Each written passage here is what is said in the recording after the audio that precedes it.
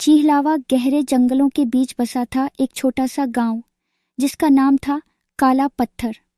यह गांव अपने डरावने और रहस्यमयी किस्सों के लिए मशहूर था। वहां के बुजुर्ग कहते थे कि जंगल में रात के समय चालवा नाम की एक छाया घूमती है, जो इंसानों के पीछे लगती है और उन्हें अनजानी दिशा में खींच ले जाती है। बहुत से लोग इस कहानी को अफवाह मानते थे, लेकिन कुछ लोगों ने यह दावा किया था कि उन्होंने उस छाया को अपनी आंखों से देखा है। इस गांव में रामू नाम का एक नौजवान रहता था। वह हमेशा इन कहानियों पर हंसता था। उसकी दोस्त मंडली भी उसकी तरह निर्भीक थी और सभी ने मिलकर ठान लिया था कि इस चालवा की कहानी की सच्चाई जाननी है।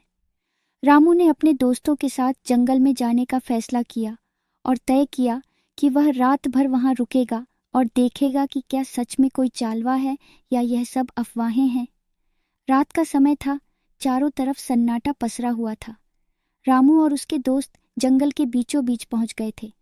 वे एक पुराने पेड़ के नीचे बैठ गए और आग जला ली। जैसे जैसे रात गहरी होती गई, हवा भी ठंडी और भारी लगने लगी।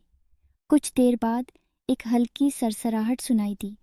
रामू के दोस्तों को यह सामान्य हवा का शोर लगा, लेकिन रामू को कुछ अजीब सा महसूस हुआ। उसने चारों तरफ देखा, लेकिन कुछ दिखाई नहीं दिया। वह फिर बैठ गया और अपने दोस्तों के साथ हंसी मजाक करने लगा। आधी रात होते ही जंगल में एक अजीब सी आवाज़ गूंजने लगी। यह आवाज़ किसी के पैरों के घिसटने जैसी थी। रामू और उसके दोस्तों ने ध्यान दिया कि आवाज़ लगातार उनकी तरफ बढ़ रही थी। डर अब उनके दिलों में घर करने लगा था, लेकिन उन्होंने सोचा कि यह कोई जानवर होगा। तभी एक काली परछाई उनके सामने से गुजरी। यह परछाई इंसान की शक्ल की थी, लेकिन बेहद लंबी और डरावनी। उसकी चाल बहुत ही धीमी और रहस्यमयी थी। रामू का दिल तेजी से धड़कने लगा, लेकिन उसने साहस नहीं छोड़ा। वह उस परछाई के पीछे पीछे चल पड़ा। कुछ दूरी तक चलते चलते रामू को यह महसूस हुआ कि वह कहीं खो गया है। उसके दोस्त भी अब पीछे नहीं थे। वह चिल्लाया, कौन हो तुम? लेकिन कोई जवाब नहीं आया। तभी उस परछाई ने अचानक मुड़कर उसकी तरफ देखा।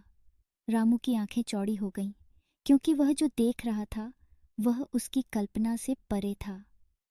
चालवा की आंखें लाल चमक रही थीं और उसकी मुस्कान बेहद भयानक थी।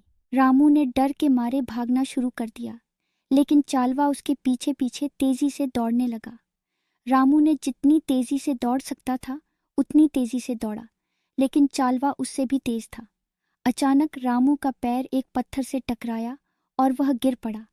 उसे लगा कि अब उसकी आखिरी घड़ी आ गई है। चालवा उसके पास आकर खड़ा हो गया।